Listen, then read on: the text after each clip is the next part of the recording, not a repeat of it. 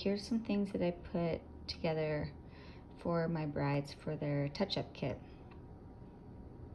These little lip applicators.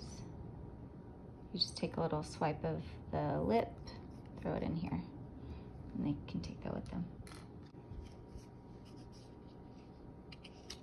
A little compact touch-up sponge,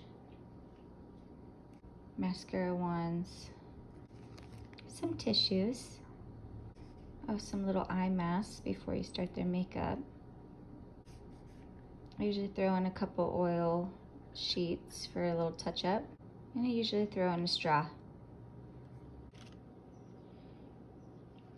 Okay, so this is what I include for my girls. I got all this on Amazon, and I'll include my links in the bottom. Okay, have fun.